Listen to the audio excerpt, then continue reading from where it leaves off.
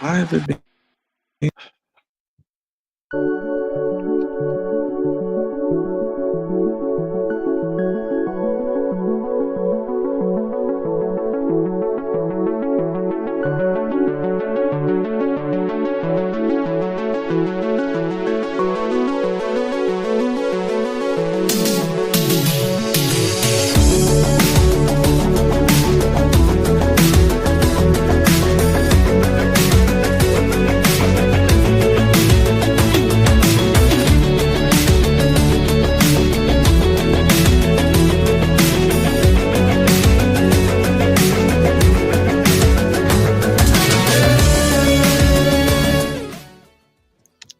It's Thursday night before the Memorial Day weekend, and we got a big week end of professional wrestling.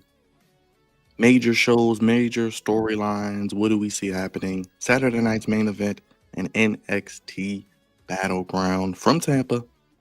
Back again on the Flex Zone podcast with two illustrious guests of the Flex Zone family. We're not going to waste any more time. We're going to get into this preview and predictions right now. Make sure you hit that like button, hit that bell, vote on the poll, sound below. Let's get to it.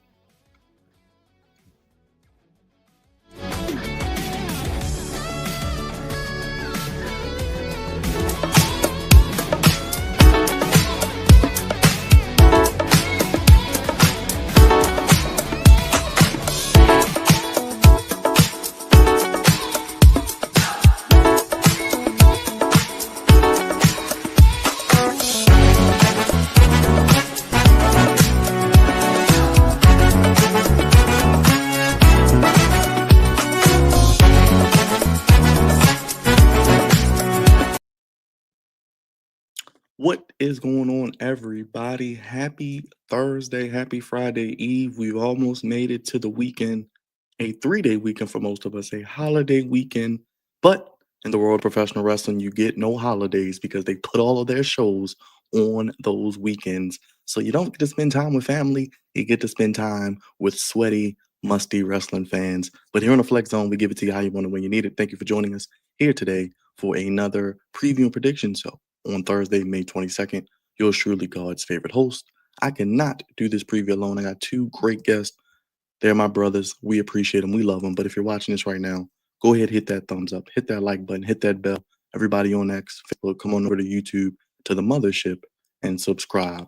We're talking about WrestleMania 42 being changed and maybe going back to Vegas, previewing predictions for Saturday night's main event, as well as NXT Battleground this weekend. We will talk about the other show on Sunday. We'll probably do a recap and review of Saturday night's main event on Sunday afternoon, so stay tuned for that. But my guest today, I got two of them. The first one is the Flex Zone statistician, the Flex Zone workhorse, Liv Morgan's number one, Houston's finest. And he's grinding each and every day on his channel. You can kick it with him, gaming, horror, and professional wrestling. He might have some Wingstop this weekend because we got a lot of wrestling. It's the one and only, my boy, Kicking It with Leo. Everybody show some love to him and welcome him back as we get ready for another weekend of wrestling. Leo, what's up? Yo, and definitely it's a huge weekend. A lot of professional wrestling. As far as the Wingstop goes, it might have to wait till Sunday because that's a long show. I'm gonna need some energy to get me through that show. So yeah, I probably might wait for Sunday to do that. But yeah, I mean, there's a lot going on. I mean, WrestleMania news, and that was shocking because we talked about potentially going. Mo, who I recently collabed with earlier, he had aspirations of going to next year, and now it's out of up in the air. I don't know. Will we take a trip to Money in the Bank? I don't know. It's one day. At least we know it's not 2 nights. So maybe we could do one night and be done with it. But I don't know. How can I keep up with you when you did some work like you said on your channel? Yeah, so my channel is Kicking It with Leo. You guys will do wrestling content. More content will be on the way. I recently just collabed with Rated M Wrestling, aka Mo, recently, just probably about an hour ago. So y'all can go tune in. I pretty much had a little a conversation with him. We talked about Money in the Bank coming up, Saturday Night Main Event, and what his takes are on wrestling, and getting his take on a lot of things that are happening in wrestling, and what got him into wrestling. So if you guys want to go see that interview, go and to check it out. It's up on the channel right now. More collabs will be on the way. So if you guys have some content creators you might want me to get in on the channel. Maybe Byron might, if you guys want Byron on the channel, I'll get him on the channel. Hey, we'll make it happen. So, Let's but do it. definitely, I think it's just crazy. I think today's been a very interesting way to talk about wrestling. I have a tweet up, which I will show in just a little bit after we get the next guest in here and we go into WrestleMania and stuff. His next guest is Iowa's finest. He's repping that Chiefs Kingdom, and his Cubs are looking good in first place. I told him they would be good this year. He is the show that you need to watch. He is the one and only Juggernaut show. You can catch him at all these shows as well. He may still be going to WrestleMania. We don't know. We were planning to go, but Jug is here. He's ready for wrestling. Juggernaut, what's up? What is going on, everybody? Yes, we're here to preview. I didn't know this table could break. Yeah, I still didn't know that table could break. Those new announce tables that I got for WWE. Man, I didn't know that it could break. But no, I'm excited to be here. And also, Byron, you got on your hat. You got on your Orioles hat. Trying to look cool like you. Trying to look flag like me. Now you need to get the flag up for the Ravens in the background. I mean, you got that. I mean, you can put that green screen up, of your Ravens. I need to get a green screen next. I'll put my Chiefs up. There we go. There we know if I get a green screen, what's going to be on the back of my green screen? Liv Morgan. Liv Morgan. No, it'll just be a WWE fan art or something. It's gonna be. I'm gonna keep up with you, man, and what you cooking up. So yeah, you can keep up with me right down there. The Juggernaut Show. Got a lot of wrestling content coming out this weekend for you. Gonna be doing some reactions. We got Money in the Bank coming up soon. Gonna be doing the best of Money in the Bank reactions. So stay tuned for that. Also, we're doing some Money in the Bank watch-alongs. Me and Leo are going to be doing that on both of our channels, so stay tuned for that. But yeah, got a lot of these previews to do. Big wrestling weekend. I'm excited for it. Let's get into it. If you're new to what we do here, go subscribe to Leo. It's in the chat. You can click the link. You ain't got to type it in. Click it, go subscribe, and go head down to the next one. Check out the Juggernaut Show. Subscribe to that as well. Let's get into it, fellas. News came out today. I'm going to read the from courtesy of Wrestling Greater New Orleans Sports Foundation that Mania 42, they will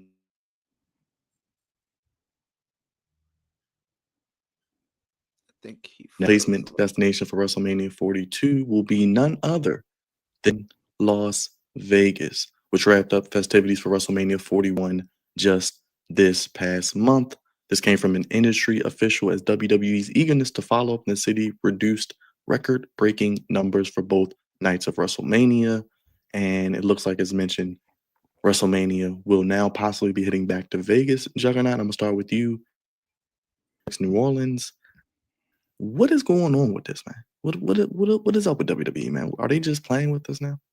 See, that's kind of crazy that they canceled New Orleans because usually it takes a while to get a WrestleMania. Like it takes a while to get a WrestleMania set in stone. You go like where what state they're gonna be in, and get it all arranged.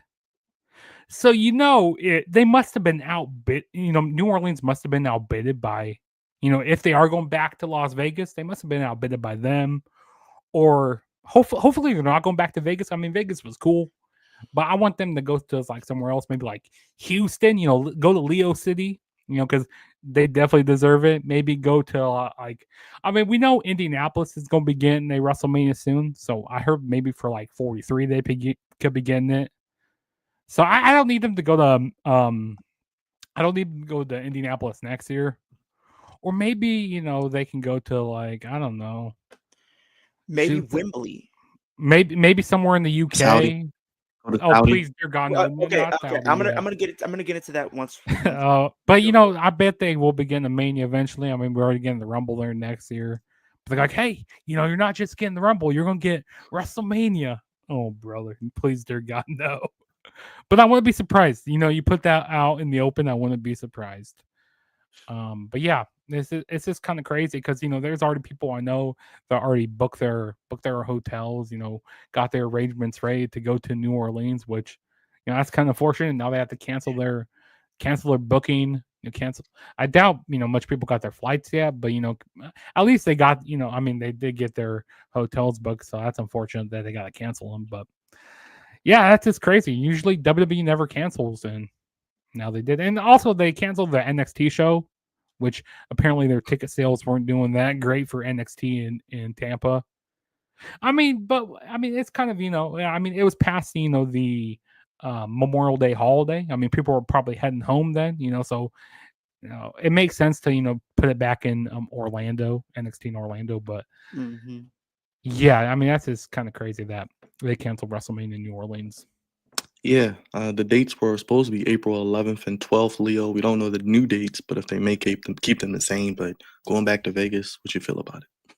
I mean, it's crazy because like you look at how the ticket prices were this year for WrestleMania 41, like the cheapest tickets was like 800 for both nights, and that's like pricing. You got to still think of so many things in consideration when going to a wrestling show in general, especially when it's a WrestleMania, one of the biggest shows of the year, and people, have to worry about not only the tickets but the travel from hotel to plane or just and that's not even including, meeting the wrestlers, having food and all the different stuff like that. And it kind of just it's a money thing. I get it. Like you want to give the fans the best show you can, and that's fine, but there's no point of putting on a show if you're robbing your fans. Because at the end of the day, your fans are the ones who attend your shows and help your morale and all this. Like your stock prices wouldn't mean anything if your fans weren't showing up to the shows and buying the merch for their stars and stuff like that. Like it wouldn't mean anything. So it's just like I think what was going on apparently, and I've looked into it. The reason why it's not in New Orleans is because for whatever reason, New Orleans didn't pay enough money to secure WrestleMania for next year, apparently. Yeah, they So, must have got outbidded. Yeah, and then I guess other places people were bidding. There are other cities, going in, so it's not really fully confirmed that Vegas is going to be the host, but it's a possibility. Like we know one thing about Vegas, they got money, and they're gonna probably have that show. I mean, I'm not going if that's gonna be the case. Like I was up in the camp that they were going to go to New Orleans, and I was going to try to make an attempt to go, but I'm not making an attempt to go if it's going to be in Vegas. Vegas, no, I'm not paying over $1,800 for 2 nights of WrestleMania when for a lot of us we have rent. We're adults. It's simple as you can put it. And the thing is, other places could be getting consideration for getting WrestleMania. We know I would love to see them go to the UK, them going to Wembley Stadium. I wouldn't mind them going to Wembley. I think that would be an amazing crowd to have for WrestleMania. And I'm about to pull up this tweet that's going to get a lot of backlash, but this is apparently going on right now as far as people who have put their names in the hat for what we could be seeing at WrestleMania come next year.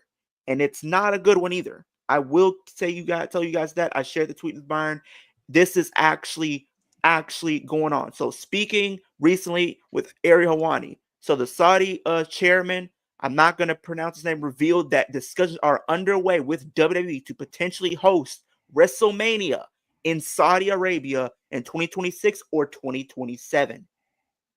We know Saudi would throw a buttload of money to hold WrestleMania and the Royal Rumble.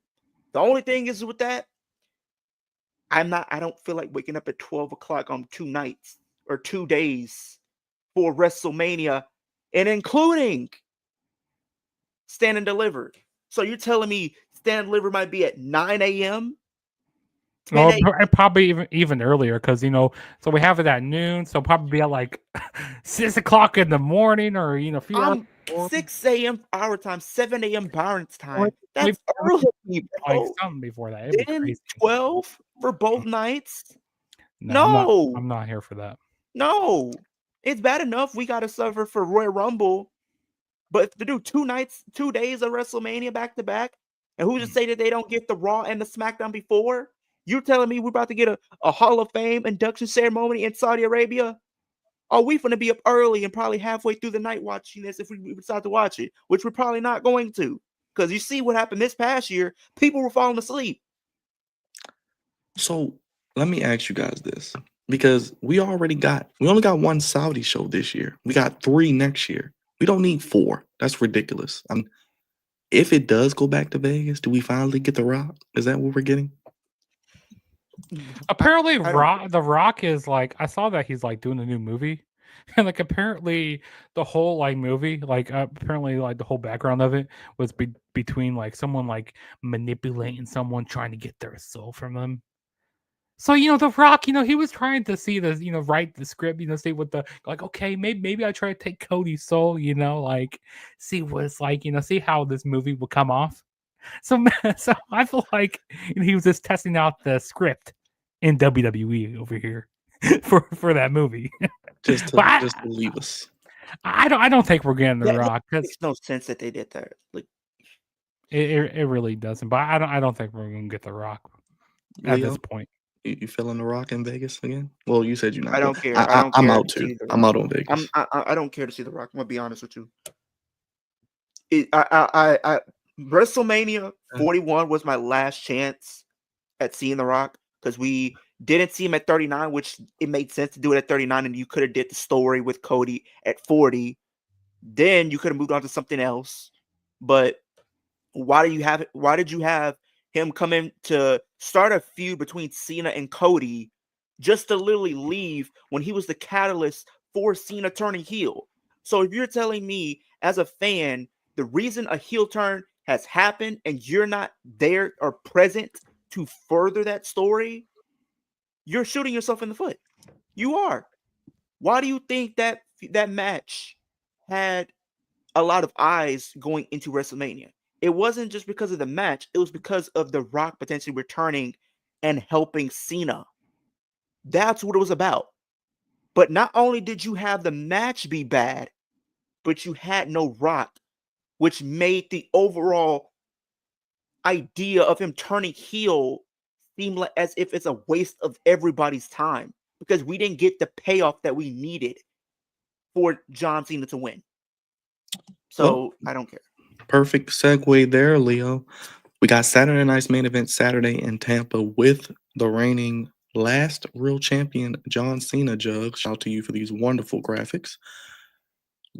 Jugs, I'm gonna start with you, man. What do you feel about Cena's heel run so far? We had the match with Orton at Backlash. It was overbooked, but it worked. R-Truth comes out, which a lot of us thought might happen. We get a non-title match. This may open the show. How do you see this match playing out?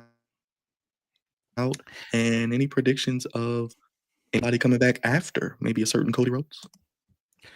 Yeah, this match here. So, this heel run has been, it's been, I mean, it was cool when it, first started, it was something new. Like, oh, this is the first time we're getting seen as a heel. And, like, what's he going to be changing? But, like, he really hasn't changed much. Like, he hasn't, like, we thought he'd be getting new attires, like, new music. But he goes, like, no, he goes, like, I don't need new music. I don't need a new attire. And then, of course, he wins at WrestleMania. He has his, cool feud with The Rock. I mean, sorry, not The Rock, with Randy Orton. And then, this was definitely not on my bingo card, my John Cena retirement bingo card, to be facing R-Truth. And of course, the title isn't on the line. But we know that Cena is not going to be, he's not going to be losing here. He's not going to be losing. And I think it's kind of funny with like all the story that they're doing. You have R-Truth. That's his childhood hero, which is very hilarious. Even though R-Truth is older than John Cena, it's very funny. This match is definitely going to be overbooked. It's definitely going to be overbooked a lot. Probably going to have a whole bunch of ref bumps in here. Probably have a whole bunch of shenanigans. Probably R-Truth looking like John Cena. I wouldn't be surprised if he comes out like in one of his like old T-shirts, like some wristbands. They're both gonna be wearing. They're both gonna be wearing jorts out there. It's gonna be the battle of the jorts here. But yeah, Cena's definitely gonna be winning, and R-Truth said that he wants to beat him up, make him, bring the old John Cena out of him. And it was funny what they did after that press conference after Backlash. They did there when R-Truth came up to him.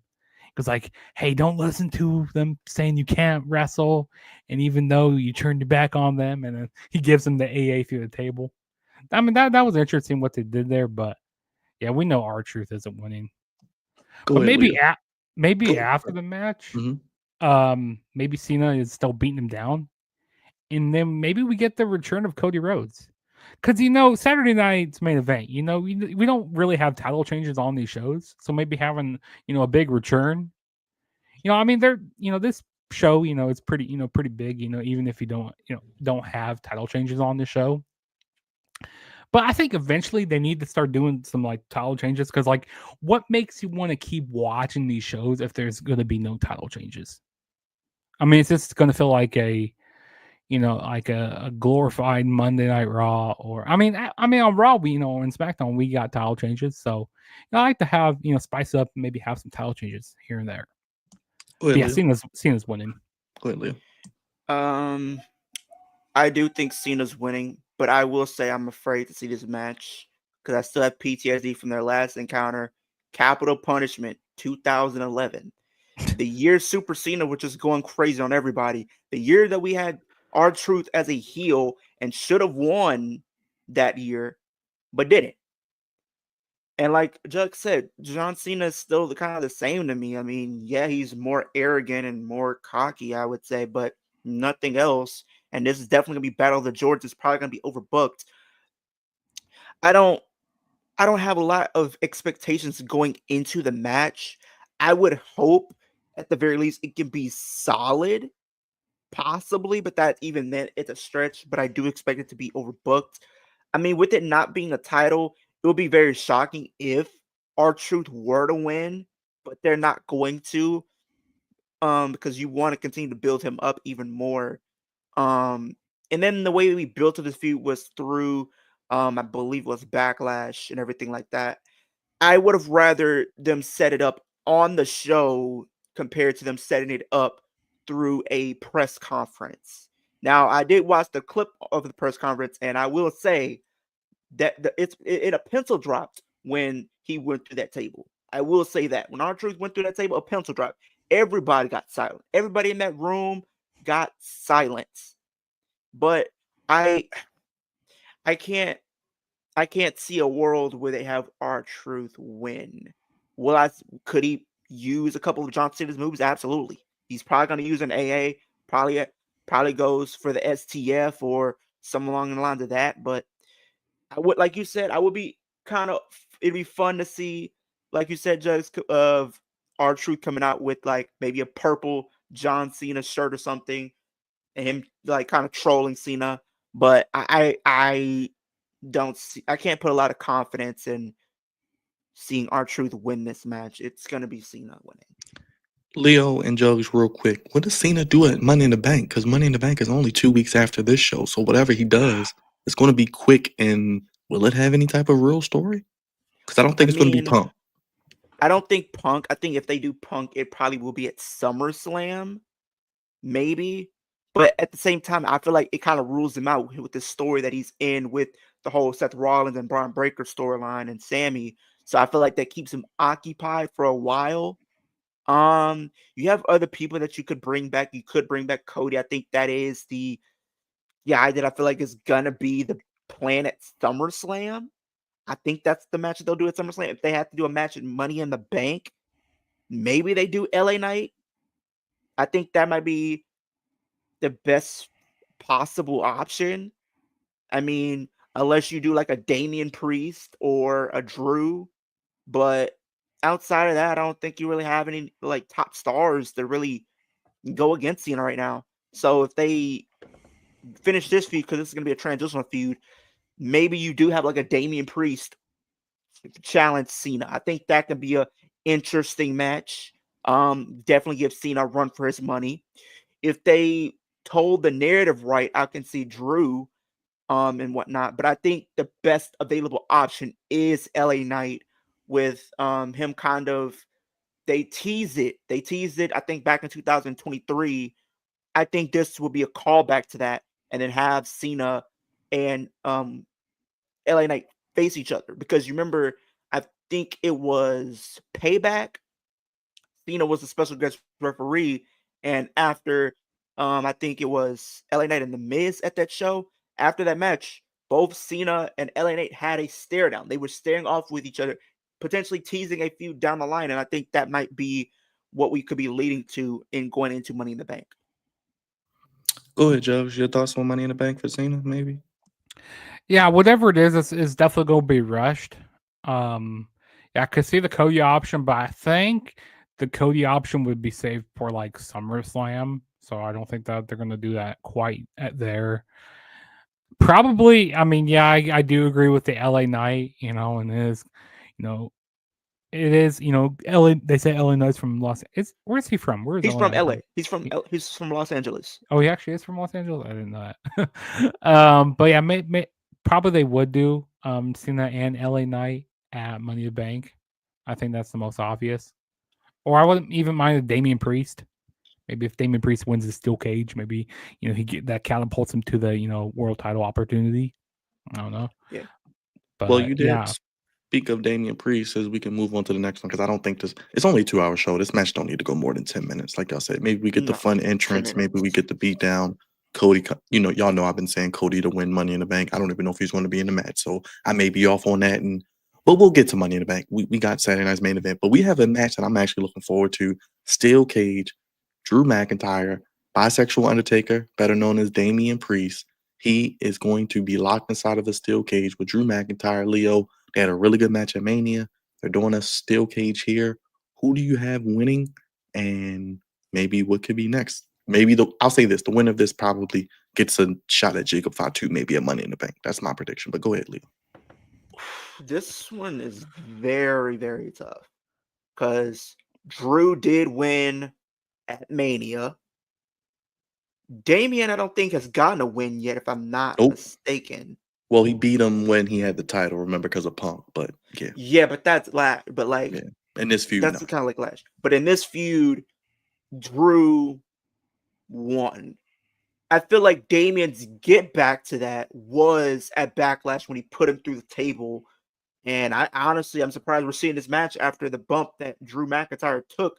And it looked like he landed on concrete. I'm surprised he's able to walk after that, because that was a scary spot, just to show how both of these guys are very brutal. Now, honestly, if it were up to me, this should realistically be the main event of the show, because from a in-ring perspective, from the build-up and everything like that, I feel like I would rather this be the main event than the world title match, in all honesty.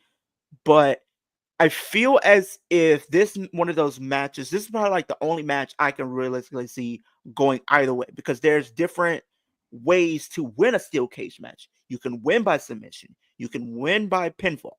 You could win by escaping the cage. So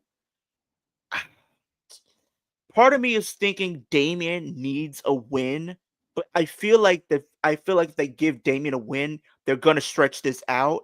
And they're probably going to put both of these guys in Money in the Bank, and then probably end this feud at SummerSlam, because you got to think SummerSlam is in New York, and partially, I mean, Damian kind of has that New York background, so they could end it there. But I feel like Drew wins this. I feel like Drew wins this because I want to see Drew and Jacob go 1-on-1 at Money in the Bank. So I got Drew. All right. So yeah, this match, I'm really looking forward to this match a lot. I mean, this has been going on since WrestleMania of last year. Drew, he's been screwed out many times, or they've both been screwing each other out of matches, out of opportunities. And it's all coming, maybe this is the end of the feud here, because a big steel cage match like this, ends the feud. I kind of hope it's the end of the feud, even though it's been really good stuff here. I've been enjoying it. Of course, I had like Leo said, they had that scary spot at Backlash. That South of Heaven through those tables and on that concrete. That was crazy.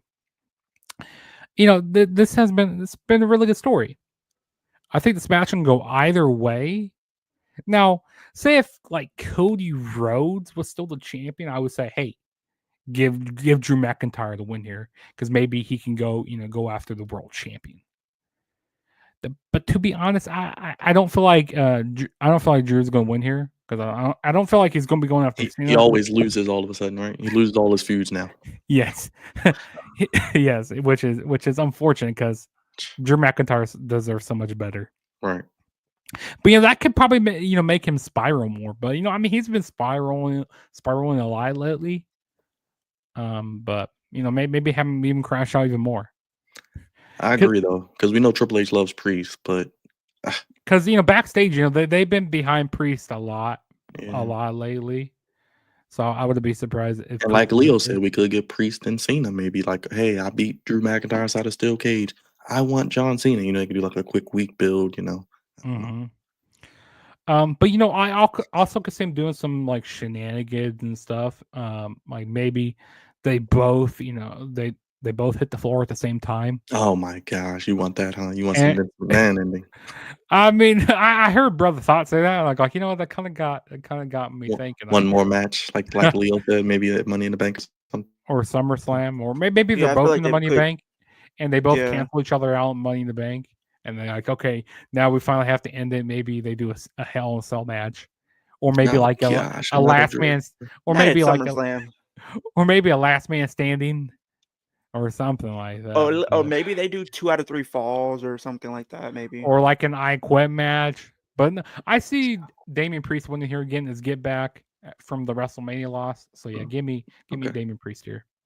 I have Drew McIntyre, but I have him losing to Jacob Fatu at Money in the Bank. We're going to get a hell of a match between those two, I think. But Jacob Fatu ain't losing that U.S. title yet. But I could agree with you both. This is probably the second most unpredictable match of the weekend because we got a match in AEW that's very unpredictable as well. So we'll see. We're going to get into some of these NXT matches because they are a little unpredictable too. I do give them credit. They have a little more unpredictability. But let's finish this Saturday night's main event. Jugs, I'm going to start with you. We got the tag team match. Sammy and CM Punk teaming up against the Dangerous Alliance of Seth Rollins, Braun Breaker. I'm going with the Braun Breaker, Seth Rollins team. Obviously, their first match together, they're not going to lose. I'm guessing Sammy takes the pin. What do you think happens here? Do we get a new member announced? What's going to happen with this match? Yes, this is probably the match I'm looking forward to the most. Like this whole, I like what this new faction, like what this. I'm gonna call them the Dangerous Alliance. I like what you called them there. They don't officially have a name yet. Yeah, I'm kind of confused what they're doing with them. They've kind of lost some steam, in my opinion. But go ahead. But yeah, Rollins, he got the biggest win of his career. At WrestleMania, beating CM Punk and Roman Reigns in that triple threat. And of course, the night after the night after Mania, we had Rollins, bring start his faction, or you had that big brawl happening with CM Punk and Roman, and then out of nowhere, Braun Breaker came out and go like, whoa, he's aligning himself with Paul Heyman and Rollins, which was pretty cool to see. And then the following week after that, we had Sami Zayn come out, basically saying, "Hey, you're basically becoming a hypocrite. What you're becoming. What Roman Reigns became. That's what you're becoming right now." And then Rollins tried to give him chances, go like, "Hey, go over to SmackDown. We'll give you a pass. You'll get an opportunity for a WWE Championship." But Sami Zayn, he wasn't gonna lay down for that. He wasn't gonna quit. He's gonna stay on Raw. And then we even got Jey Uso thrown into this as well. He got thrown into the middle of this, which they've been giving them warning, go like, hey, we're gonna be softening you up. But eventually, Rollins, he's the bigger picture. The big visionary here. He's a big visionary. He's gonna take that title from Jey Uso. So I like how they're making, throwing Jey Uso in the middle of this, making the title seem more important as well. But ultimately, I see Rollins team winning. The Dangerous Alliance are going to win here. And I don't know if we get the new member here on Saturday Night's Main Event. Maybe we get him on Raw. But who knows? Maybe Sami Zayn, he'd be wearing all black, he'd be I noticed that too, and I've heard that rumor. I don't want that to happen. to be honest, I don't want to see Sami Zayn turn heel because I like him better as a babyface. And yeah, so I don't think it's gonna be Sami Zayn, but I still don't I can't really think on who it's gonna be right now. But yeah, the Dangerous Alliance is gonna win here. Go ahead, Leo. I have Seth and Braun winning. I feel like it's like you said, it's their first match. You need them to look strong. You need them to look good. Now, who's the third member? I don't know. I've been saying it could be Austin Theory for quite some time. I don't know about that anymore just because seeing after Raw, it looks like they might end up turning him babyface, which just seems like going to be the plan. We know Roman's going to come back at some point, which I feel like Roman is going to come back at Money in the Bank. That's where I feel like he comes back, and then you could set something up for at Money in the Bank going into SummerSlam, and he has a match there. But I feel like with Sami, I don't think he needs to turn heel. I feel like honestly, Sami Zayn is the red herring of this scenario, where it looks like they could paint him as the guy that turned heel or whatever the case is, but it's not. Because I feel as if with it, when we know the Rumble is going to be in Saudi, and I think if my prediction does come to fruition and Sami does win the Rumble, you would want him to win that as a babyface. You wouldn't want him to win that Rumble as a heel because they're going to just turn a face anyway because the fans are going to be so pro Sami when he comes out there. So I think it's just the best thing for him to stay as a face. And if you want him to stay as a face, he doesn't necessarily need to turn heel. Maybe when we looked at what was it a couple weeks ago or something like that with the Karen Cross stuff. We know Karen Cross has always turned people heel, but what if the thing is different for Sami? What if it's not him turning heel, but giving him that fire that he needs, giving him that edge to himself to where he could be a baby face, but he's a more aggressive, more locked in version of Sami Zayn. That's what I would like to see. Sami Zayn as a face going out there, not taking anything from anybody, willing to fight any and everybody. I can buy into the idea of a Sami Zayn that has an edgier side to his character. That is something that we can explore going into the rest of 2025, going into 2026. But I do think, like I said, Seth Rollins and Braun Breaker do need to win. I expect Paul Heyman to probably pay dividend and probably interfere to allow Seth Rollins and Braun Breaker to get the upper hand and get the W.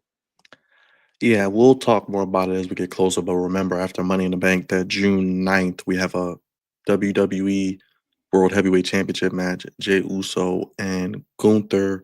But you saw Gunther talking to Seth. You saw Logan Paul involved. I think we're going to get some sort of fatal four-way at Night of Champions in Saudi. We know how they love Logan Paul. We know how they want everybody on the card. I think we get some sort of fatal four-way, but we'll get there. That's just long term. I must go back to you, Leo, as we have the main event. As main event, Jey Uso, 4 letters, 1 word, yeet, taking on Logan Paul. I mean, we all know Jey Uso's not losing the title, right? I guess this is just to finally give him a main event as champion. Yeah. I mean, people call it the main event, but he's never really made it a bit of pay-per-view like that. I mean, so I think this is their way of doing that. I feel as if the match is going to be decent. I feel like these two might can put up a great match. Hopefully it delivers for it being a main event match. You really hope that your main event matches are your best. I know the last time we did see Saturday Night Main Event, we seen Gunther as world champion taking on Jey Uso, which I believe that match was actually good. I actually thought that match was really good. So I would hope that happens here. I know people hate Logan Paul. I will say this. I might not agree with some of the things that he's done outside of the company, but when he is in that ring, he is toe-to-toe, probably one of the very best on the roster. And I do see a world in the future where he is a world heavyweight champion, where if that's him, winning it straight up 1-on-1, or him maybe winning Money in the Bank at some point down the line, I think that is probably going to happen. But I think Jey Uso needs to win here because he needs to establish his reign. If he's going up against Gunther, next month or whatever, he needs to look strong going into that feud and going into that match. So you have him lose here, it would almost feel like it's a waste of everyone's time. Why did you build him up for all this time, giving him the Royal Rumble match victory, having him face for the World Championship at WrestleMania and beating Gunther, who is one of your very best in the ring on WWE right now, and for him to do that, but to lose to Logan Paul, that's not a good look. That's not a good look at all. But like I said, he is going to be a future world champion, but I don't think right now he's ready. I don't think right now he's ready. In the ring, absolutely. But there's things working against him. His promos are not that good. And then him not being there doesn't do the WWE any favors, because we've spent 3-4 years of the championship not being there while Roman was champion. I don't think we can afford to go back to that again. So I have Jey Uso getting the win here. Go ahead, Chuck. Round it up. Yeah, so of course, Logan Paul, he won, he beat AJ Styles at WrestleMania. So he goes like, hey, you know what? Came out the next night. He goes like, hey, he says, I'm throwing in my hat. I'm gonna take that title, that world championship off of you. But Jey Uso, he goes like, hey, well, I'm not gonna let this punk podcaster YouTuber come in here and beat me. He says, nah, he ain't gonna let that happen. I mean, listen, Logan Paul. I mean, say what you will about him, outside the ring, but I mean, he's he puts in his work inside the ring. But we all know that he's not going to be. Jey Uso is not going to be losing the title here. He's not going to be losing it. So it's basically giving him a big main event here, and he's gonna go in and defend it against Gunther on that June 9th episode. And I don't know why it's not happening at Money Bank. I wish it was, but that's for another day. But yeah, Jey Uso is going to retain.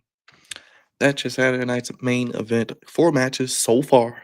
We don't know if we're going to get a 5th match, which I don't think we will, but we shall see SmackDown Also, tomorrow. I want to say one more thing. Good. I hope they give these matches, enough time, because we're gonna have the ads involved, which could take away from some of the matches and stuff. Like, some matches might be heating up and like, oh, bam, it abruptly ends. Like, no, I want them to give these matches, good amount of time, and hopefully they limit some of these ads. But we're gonna get a lot of ads with this. But yeah, it's crazy. We were talking about Collision last and how poor we didn't care about it. But the only thing I'm seeing going on Twitter right now, they're teasing a feud between Adam Cole and none other than Kyle Fletcher. All right, whatever. We'll talk about that later. We'll get into all that mess on Sunday. But let's get to NXT. This is actually the show I'm looking forward to probably the most this weekend. While every match isn't a home run, they got some things I do want to see happen. Jugs, I'm gonna start with you. We're gonna go to NXT. We talked briefly about this match. This is an unpredictable match too. We said Damian Priest and Drew McIntyre. I think this is unpredictable too because, like you said, we know WWE is probably going to eventually buy TNA. We know WWE is going to have Joe Hendry probably signed by next year, if not sooner, whenever his contract is up. Trick Williams isn't really doing anything. He never got his match one-on-one with Oba. I think we could see a title change here because Joe Hendry has been making Trick look like nothing through this whole feud. And I guess Trick is going to get his win back, and maybe I guess Joe Hendry wins it back. They got the big show in July. How do you see this match playing out? I think this will be an interesting, unpredictable match. Yes, I'm looking forward to this match quite a bit. Joe Hendry, his popularity has skyrocketed. I mean, I was a Joe Hendry fan before, everybody started hopping on the bandwagon and started going like, doing the whole thing on TikTok. You go like, say his name and he appears. I believe Joe Hendry. That started popping off and stuff.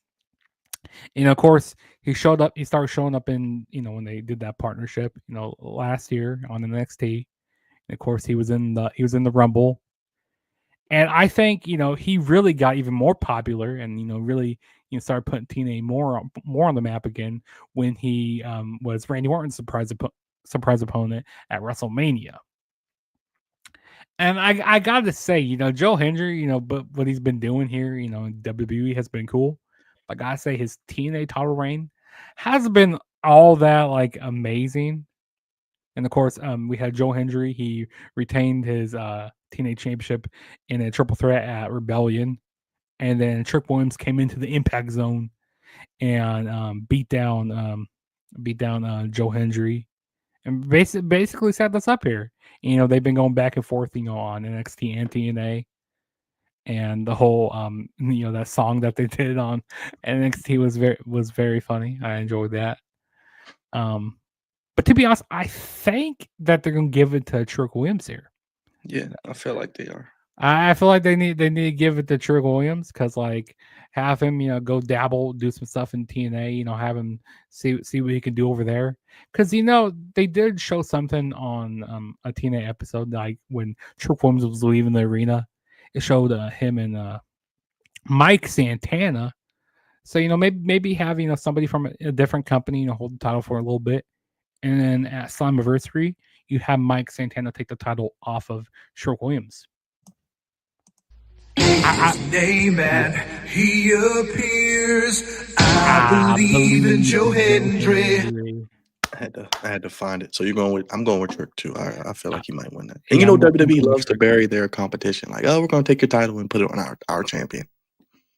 And then that'll be the first time you'll see someone from a different company holding the TNA World. And it's the first time TNA's championship has been defended on WWE programming. Feels like WWE's going to say, "Give us this damn title because we're going to take your company." Right, Leo? Or are you feeling different? I think Joe Hendry will lose the TNA World Championship at Battleground. I feel as if the TNA talent, they've been over to NXT and they've been beating the NXT talent. So I feel like it's only fitting that a TNA person loses to an NXT talent. So I feel as if I feel like this will be a cool thing for Trick because it can get more eyes on TNA. And I feel like that's something that they want is to get more eyes on TNA as well. I feel that this is probably gonna be a very unpredictable match. And I think Trick needs to win. I think this will be cool, and then you can give Joe Hendry a great redemption arc, getting back to the title, maybe in July or something like that. Because I think tomorrow he's defending the title tomorrow. So no, it's a tag team match tomorrow night. It's a tag team match. Yeah, I can't remember. I know he's going up against Trick Williams and. I can't remember the whole match. But I always look at the go home math to kind of weigh my predictions a lot of the times. And usually if a champion stands tall before a show, or if a person holds a title before the show, that indication that they're going to lose. So I do think Trick will win the TNA championship. Do I have a lot of confidence that it will happen? No. But I think this will be something that will get a lot of people talking. So it's Trick Williams and Frankie Kazarian going up against Joe Hendry and Elijah tomorrow night, or Elias for people who don't know who Elijah is. Okay, but I agree. I think we're all on the same page. Trick wins because I think this is not to spoil it. I think this is the only title change we'll get, but we'll get into that a little bit. With the next match, I really don't care about this match. You guys can give your piece. I don't even know why this is on the card. This is like some AEW bullshit. I don't care about the culling. I prefer seeing Death Riders, and they suck too. I do like Hank and Tank, but it sucks because NXT has no tag teams for them to defend against. So they're teaming with who are they teaming with? I don't even know who they're teaming with. Yeah, see, Josh Briggs. Go Google it. I am going to go with the team of Hank and Tank. I'm gonna just say that. I don't even think we got to spend too much time. But go ahead, Leo, then Judge, real quick. I got Hank and Tank and Josh Briggs winning because the culling are jobbers and they'll forever be jobbers. No, okay, so I like me Izzy Dame here. I like me Sean Spears, but I can care less about Brooks Jensen and who the hell is that other guy? Go Google it. Just call him GAG. Just another guy. just another guy. I don't think he's ever been in the match in NXT. I mean, Hank and Tank, they're cool and all, but they're definitely no Axiom. No, I mean it's no. I mean, yeah, there's definitely no Axiom here. And Josh Briggs, I mean, he lost Anamura because Anamura went back to went back to Japan because he was on his excursion. Yeah, this is like very little build here. I see Hank and Tank and Josh Briggs winning here. Yeah, Yeah, this should be a pre-show match. This is like a double or nothing throw-in match, like they're doing right. in AEW. But Jugs, Mhm. let's get to a match we do care about because I love me some Soul Ruka. I know Leo loves Kalani Jordan. I think Soul Ruka is amazing. She's one of the best stars on the brand. Obviously, she's not going to lose, in my opinion, the title here. I think we're building to that Zarya split, maybe. Who do you think wins? Yes, this match here, this match is gonna be like what we had in AEW with Will Ospreay and Kyle Fletcher and stuff. This is gonna be some really good stuff. I mean, we're gonna see a lot of flippity dippity stuff. We're gonna see a lot of high flying action. It's gonna be very fast paced. I think this could be show stiller. I mean, match of the weekend. To be honest, I love both these girls, but I think the bigger story is with them and with Sol Ruka and Zarya. I think that's a bigger story because we saw how Kalani Jordan got that big win, big win on NXT. How when Zarya kind of costed Sol Ruka. So that's how she ultimately got this match here. But yeah, Sol Ruka is definitely going to be retaining here. She's definitely going to be snatching my soul, and like not like that, Leo, Oh, not no, like that. she can But snatch it. It's okay. We she, like she Soul Ruka. We love Soul Ruka. we love Sol Ruka over here. I Yes. might need to pick up some of her merch someday. I agree. I think she's going to be a big star if they continue to book her right. So Finish him, Daddy. go ahead, Leo. How you feeling about this one? I know you love Kalani. Like she's a heel now. I like this new character switch for Kalani. I think it's much needed. I think she's always been like that green baby face that plays everything by the rules, but now she's not afraid to get her hands dirty and willing to do anything and everything to get a win. And we've been seeing it throughout this feud. I do think this will be a good match. I do think the in-ring chemistry that they will be able to cook up will be very interesting to see play out. But I do expect Sol Ruka to retain because I know we're gonna tease a further dissension between Sol Ruka and Zarya, which probably will take place in the next couple of months. Maybe we'll probably get it by What's their big show? deadline. Like, I was gonna say, what's like the big thing Okay, coming up so I after don't know. Battleground? We have Heat Is the Wave Heat in Wave? Is June. that happening? We have Heat Wave in summer. I think that's like June or July. Then Okay. I think we get another one. Halloween Around Havoc. summertime. Oh, I yeah. think Sol Ruka probably holds the title until Halloween Havoc. That's my prediction.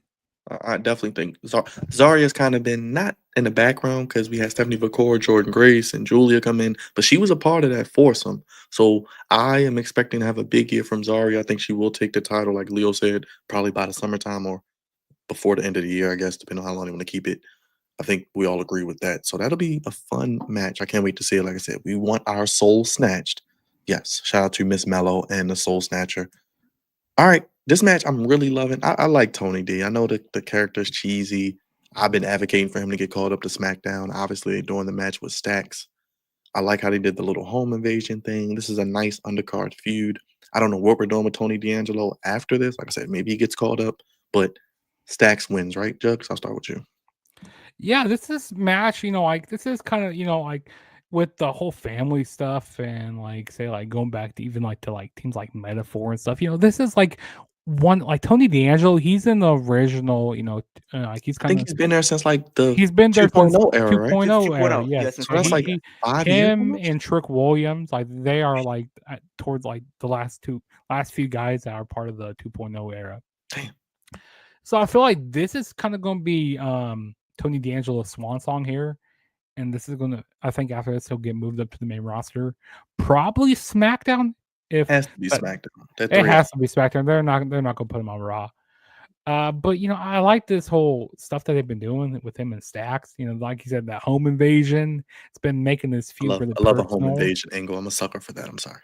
Yes, I love Gives that me like too. Swerve and Hangman kind of vibes a little bit. Or Randy Orton and Triple H. There you go. And Stacks, he's been very slimy as of late, being the slimy heel. You saw a whole bunch of tension like there with the whole family and stuff. So I've been enjoying it. But I think that Stacks is gonna win here. Yeah, because like I said, I think it's gonna be Tony D'Angelo's swan song here, and then send him his roses, and he goes up to the main roster. So yeah, Like I said, I know he's a corny character, but I think he could work on SmackDown. I just see him somehow maybe working for that US title eventually. But and he hasn't been as corny. Like when he first came into NXT 2.0, he was very corny, but like he's gotten more serious as the years went on, like with the whole family. So I really like that. But I don't think that who's it? What's her name? Crucifino? Or what I don't know. those chicks has it. Go Google it. Yeah, whatever. Yeah, we need Yeah, that. I don't know. Those people that is with. I don't think they're ready, but definitely Yeah. Tony D'Angelo. Go Google it. Tony I D'Angelo's agree. ready to go to the main roster. I agree. Go ahead, Leo. I think Stack is gonna win this. I feel like you just turned him heel. It would be kind of dumb to have him lose after turning heel. When you have someone turn heel, you got to expand upon that. You got to get people invested in him, and I think people are starting to take notice of that by him getting rid of Tony D'Angelo, by him beating Tony D'Angelo, and maybe him being the one to take over the family will be a huge deal for him. And then you can send Tony D'Angelo up to the main roster. I do think it should be SmackDown because I think SmackDown needs more people in that mid-card title scene. Even though I don't think people would care to see it, I think if they built it up correctly, I would not mind seeing potentially doing Tony D'Angelo and Jacob Fatu. I think that could be a decent match if they book it correctly and everything like that. But I think he's definitely going to be going up to the main roster relatively soon because I don't think there's anything for him to really do else in NXT. He's became North American champion already. He's became tag team champions. The only thing he hasn't really done was really win the NXT title, and I don't see him winning that anytime soon. So I send him up to the main roster, but I do think Stacks will get the win here. All right, we're moving right along. I agree with you on that. The ruler, Oba Femi Leo, is putting his NXT championship on the line against Mr. Stephanie Bakor, aka Miles Bourne. I just learned he had a hearing problem. I didn't know why he talked like that. I just learned it on Tuesday. I thought they had a really, really good promo back and forth. That was probably my favorite part of NXT. I know NXT drags at times, but that was really good. The face to face was really good because I didn't know he had that in him. And Oba Femi, man, he's more than just a pretty face and a meaty man that slaps meat. He can cut a promo. He is going to have the rocket strapped to his back when he gets to the title. The main event scene, I have my opinions of who should beat him and how they should do it, but we'll get to that. Oba Femi is not losing Leo, but I think this is a bigger story with the whole, no quarter catch crew, I think, breaking up probably, or him breaking up on his own, maybe. I would say this is going to lead to that. I feel that this might be one of these matches where it's a coming out party for Miles Bourne, where he really goes out there and shows just how really good he can really be, and that can get momentum behind him coming out of, Battleground, and maybe you could make a case for him going after the North American at some point down the line, or I feel like the sky is really the limit for him. I think he's going to be one of those guys to look out for. We've seen his progression over the recent months and stuff like that. I mean, he just went from being just being another guy or just being in the background for the No Quarter Catch group to really starting to step out and really be on his own here. And I feel as if this is going to be a very back and forth type of match where we're going to see pretty much Miles Bourne push Oba Femi to the limit here. And we might get a close call where it looks like Miles Bourne might have the match won. We might potentially see Charlie Dempsey turn on him in this match, and that might be the reason why he loses. That continues a feud coming out of it with Miles Bourne going up against Charlie Dempsey, and maybe over the custody of No Quarters Catch crew and whoever takes the leadership of that. That might be something that they could be doing, but I do expect Oba Femi to remain on top and remain your NXT champion. Jugs, I know you're rolling with Oba, right? Yeah, I'm going with the ruler Oba Femi to retain. I mean, Miles Bourne, like that was, I never knew that he kind of was. I never knew that he was partially deaf, and like I was always wondering why he had that kind of like why he talked like that. But now, like, he's definitely more relatable to the fans. I think Leo was saying that on definitely. when he was doing his reactions. Like, yeah, he's definitely more like very relatable, so he's easy to get behind. And I definitely see some tensions. Like he's getting, he's outshining No Quarter Catch Crew, which I do like. I mean, they're okay, but he's definitely outshining them. I like me watching Ren Sinclair, which I did see her on that SmackDown I went to. I saw her on Speed. She faced Kalani Jordan. That's Leo's girl. I saw both of them wrestle, so that was cool. But as this match goes here, Obafemi is going to retain.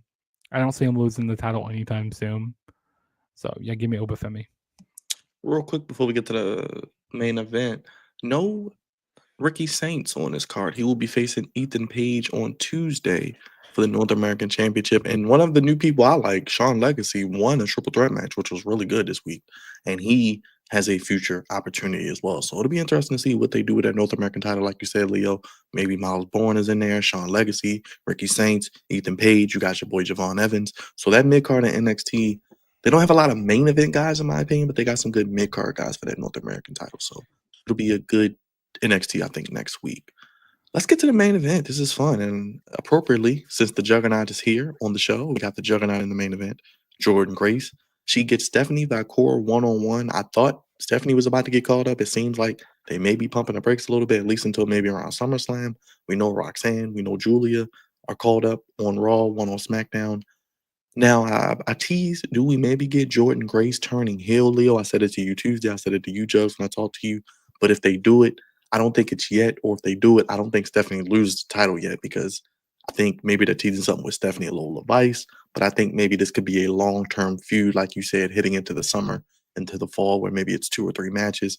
Maybe Jordan Grace does turn heel when she eventually does take the title from Stephanie and Stephanie goes up. But Jugs, are you rolling with the Juggernaut or are you rolling with La Primera? Now I'm not going with the Juggernaut here. I'm not going with myself here. I can't go with myself. No, this has Jordan Grace. Ever since she signed with WWE, she's been making some pretty big moves here and stuff. She was in the Royal Rumble match, which people been getting behind Jordan Grace a lot. I mean, I already knew how great she was. Since watching TNA, so I already knew that she was good. And they kind of been teasing this match ever since NXT Vengeance Day. They've been teasing this, and now we're finally getting this here. Stephanie Valcour is going to be retained. Now, originally I was going like, okay, maybe they'll give it to Jordan Grace, but since they called up Julia and they called up Roxanne, I think that's enough NXT women to call up right now. Now, if Jordan Grace is to win here, then I say, okay, yeah, they're definitely going to be pulling up to the main roster. But I don't see her losing right now. Like I said, or like you guys said, maybe she does maybe Jordan Grace does a heel turn. They make a series out of this, throughout the summertime, and then maybe after the summer, Stephanie goes up to the main roster, loses the title. But yeah, Stephanie's not losing here. Leo, how you feeling about this match? We know NXT loves putting their women in the spotlight. I think, like I said, this could be a long-term feud with some stipulation matches. Should be a good match, though. Yeah, and I feel like this match can realistically go either way. I feel the thing is, if you give Jordan Grace the title, you send Stephanie to the main roster, that roster is going to be very depleted and very lackluster, because you really haven't built up anybody for the main event scene that's going to be there. I think you need Stephanie down there for a little bit longer. I feel as if it was me, I think you need to keep her there at least until Stand and Deliver. Keep her there till Stand and Deliver. Build up a couple more of these wrestlers. Give these girls maybe another 4 to 6 months to be built up, and then you can probably move up Stephanie Valcour to the main roster post WrestleMania 42 next year. Because if you have her lose and go up there now, there's nobody that's going to be there that can really stand toe to toe with Jordan Grace like that. I'm gonna be real with you. They haven't built up anybody unless you bring in some more names, because you have more people that could be coming in. We know possibly Mariah May might be coming in, and I think you have her go into NXT, and I think she could be the perfect woman to take the title from a Jordan Grace potentially. You are building up other stories, maybe with her and Lola Vice and Stephanie, which I think honestly, I know people might say Jordan Grace is going to be the one to take the title, but I feel Jada like the Parker. possibility Lola Vice might be the one to take the title from her. Oh. With them building the story that they are right now, either she's going to be a challenger or she might be the one to take the title, because they've been building this I could see that, before Leo. because they've Yeah. been building Lola Vice and Stephanie before she even won the NXT Women's Or title. maybe Lola turns heel eventually, and then that's how we get it maybe too also, because they, like you said, they've been teasing it since, like, the beginning of the year. That's gonna be interesting, Yeah. because I think, like you said, Mariah May could be coming in. We could have potential there. I think also with this match, like I said, it's Lola Vice. What's gonna happen with that maybe in the future? You got Jordan Grace. You know, they love their multi-men and multi-women matches, so maybe we get a triple threat. Another woman that I would like to take the title off of, who or like to hold the NXT Women's Championship, is none other than Miss Parker, Well, that's Jada Parker. Thank you for saying that, just because I say she's kind of like Drew McIntyre right now. The fans are behind her, but she always loses the big matches. She should have won a North American title, in my opinion. But I get why they gave it to Sol Ruka. She's not going to win the NXT Championship. She already lost to Jordan Grace. She lost in the Fatal 4-Way, got pinned. What are they doing with Jada Parker, though? Like, is she just in the middle of nothing right now?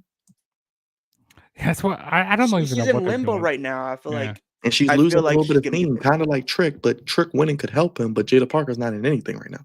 And I feel like you need to do something with her. I wish they would put her in the title feud going against Sol Ruka.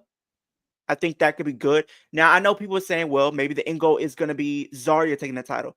Not necessarily. Maybe there's a situation where maybe she does, Zarya's the reason why Sol Ruka loses the title. And pretty much it's all part of Zarya's plan. I want to take everything from you. I want you to lose your title so I can finish what's ever left of you, to destroy you piece by piece, brick by brick. That is, I think, a story that I can see Zarya doing. And then you can give someone else the title and let them have a run with it. And then maybe if you wanted to keep Lola Vice as a babyface, you could do Lola Vice and Jada Parker. We've seen them feud before, and it was actually decent. Let them revisit that feud and let it be for the title. I think that'd be something cool to have, because you have other talent that you can use to put in that mid-card division that can benefit. I know we already seen Fallon. Maybe you could put JC Jane in there. You could do other talent. I have the new chick from LFG. I don't remember her name, but she's going to be in the mix, I'm sure. The female Kurt Angle. That's what I'm going to call her, because she's an Olympian. I gotta say the NXT women's division is definitely hotter than the men's division right now by far. It's hotter than the main roster, if you ask me. Yeah, I mean, you're not wrong. I mean, Shawn Michaels, he's been cooking with a lot of this stuff, and I bet Triple H just gone down there, goes like, hey, he's holding up his guns too, holding up his guns because like, hey, I want Stephanie McCoy on the main roster. I don't care what you got planned for her. I don't care what you had planned for her. I want her on the main roster because they want to see the Devil's Kiss. Stephanie. I'm with Leo. Let's take our time. We don't need her right now, because we know she's going to be in multiple WrestleMania main events, maybe against Rhea Ripley, maybe against Charlotte. We can get there, but we don't have to rush it. Let NXT have their moment right now, because that's what people really want to watch on Tuesdays, is the women. Yes. Yeah. Okay. Speaking of women, as we get ready to get out of here and we kind of wrap up, and I appreciate everyone being here, make sure you guys hit that subscribe button, hit that like button, hit that bell. We got a quick SmackDown preview tomorrow, guys. I'll take this off because tomorrow we have a Money in the Bank qualifier with Charlotte, Women's United States Champion Zelina Vega, and the newest member of SmackDown, Julia.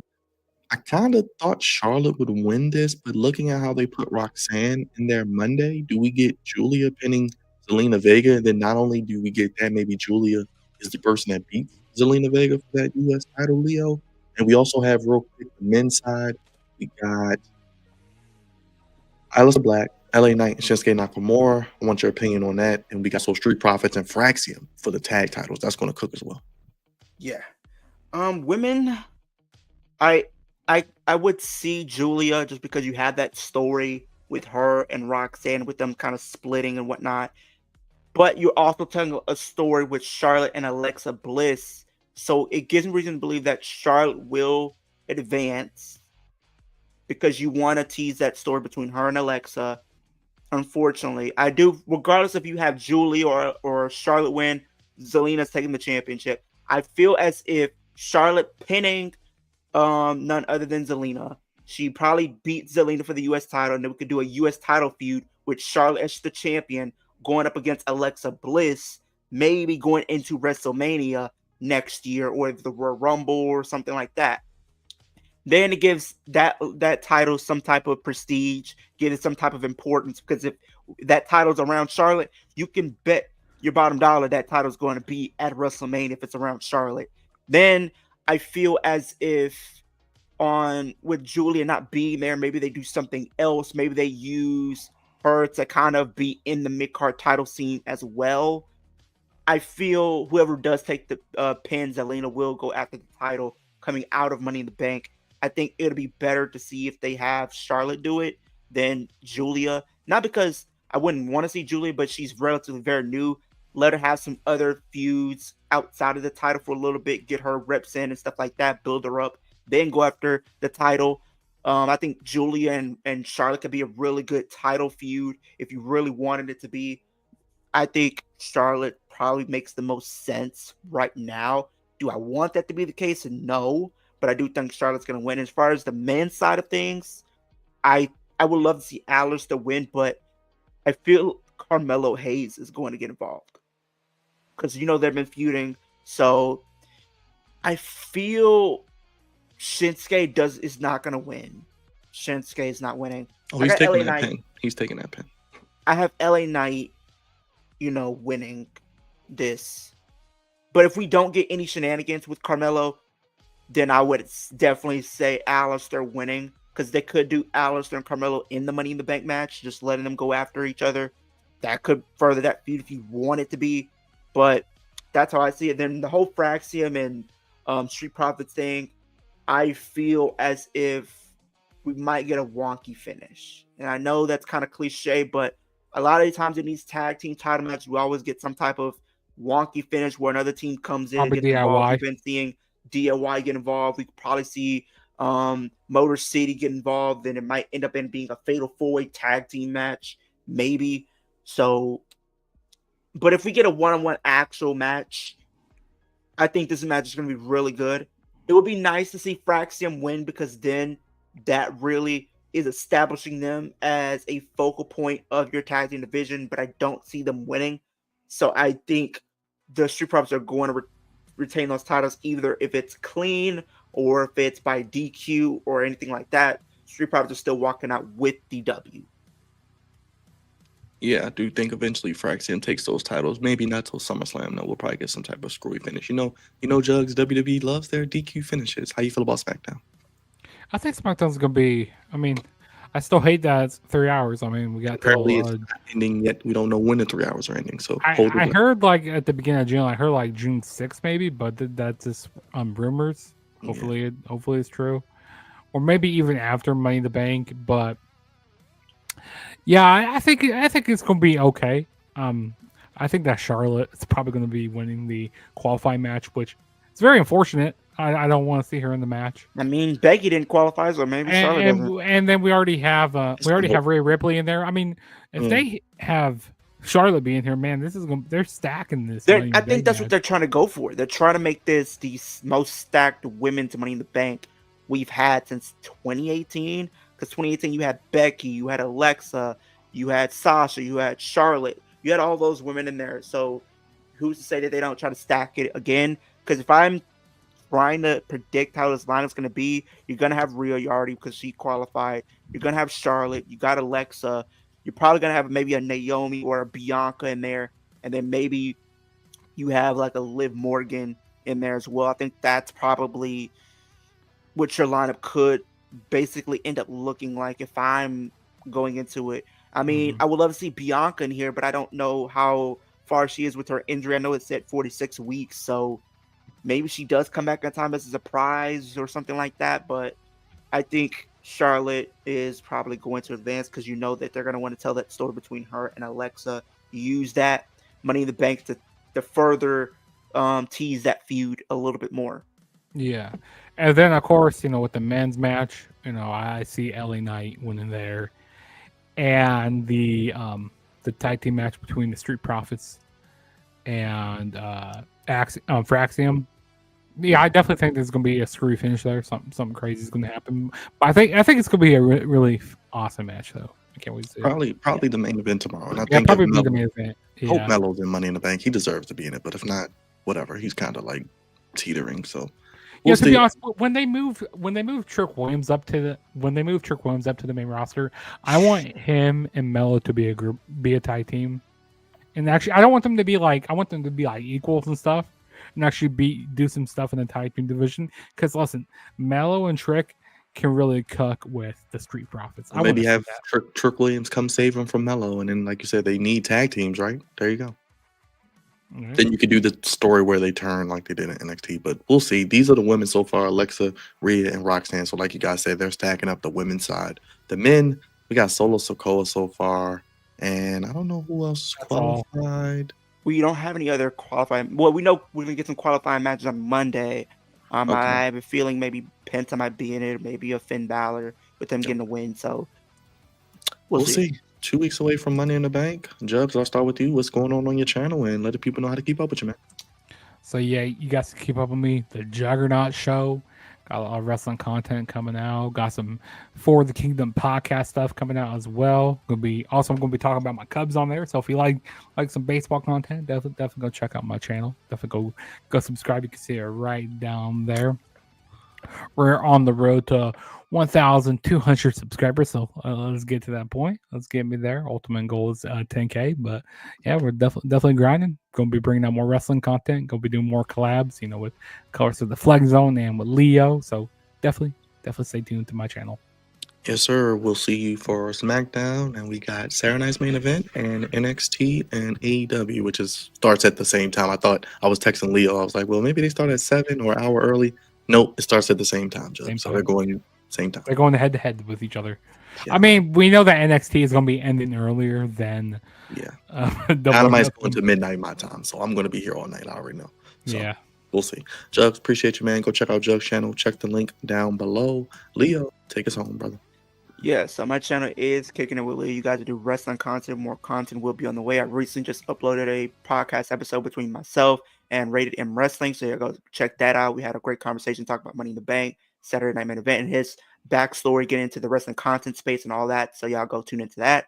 More content, like I said, will be on the way. I do have Saturday Night Main Event in 2K. I've been doing a lot of videos dropping that for 2K, playing the matches. So tune in for that because I have a couple more matches to go through. I recently uploaded already the John Cena match. I already uploaded the Drew McIntyre match. I have 2 more matches to go through, which is the tag match and then the World Heavyweight Championship match. So y'all stay tuned for that as well. Both of those videos probably will be dropping. Probably I'll upload one of them tomorrow and maybe upload the other one on Saturday. So y'all stay tuned for that.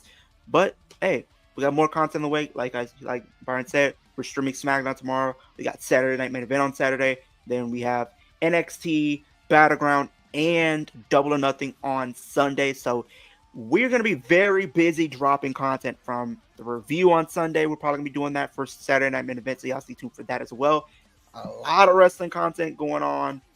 Definitely over the next couple weeks, as we still have Money in the Bank. We got Night of Champions. We got Evolution coming up, SummerSlam, NXT Worlds Collide, All In. It's a lot of wrestling, bro. You guys, it just seems like the summer months are probably the most jam-packed that it's ever been.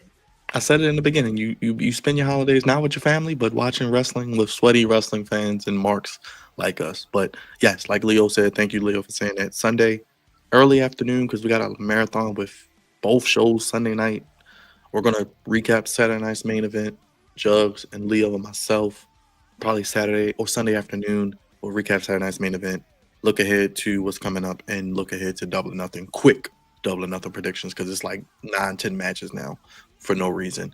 Then we'll get ready for NXT and Double or Nothing. We'll be dual streaming, talking about both shows. We'll have everyone here giving their input in case I don't, because a lot of the Double or Nothing matches I really won't be watching except for like 2 or 3, but we'll have NXT and Double or Nothing going on as well. So we appreciate everybody watching.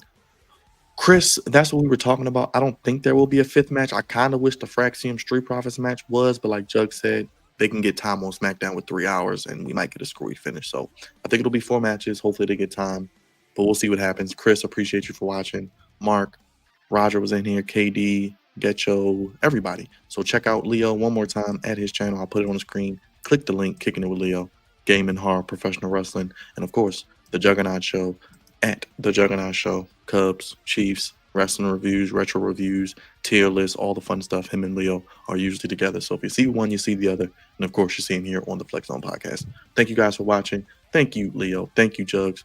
We'll do this again this weekend tomorrow for SmackDown. Saturday night's main event. We'll do a review Sunday, and then Double or Nothing in NXT Battleground. Check out everyone's channel. Hit the poll. Vote on the poll. Let us know what show you're looking forward to. Hit the thumbs up. It costs you nothing. Go subscribe to Leo. Go subscribe to Jugs. Have a good night, y'all. Thank y'all for watching. Peace.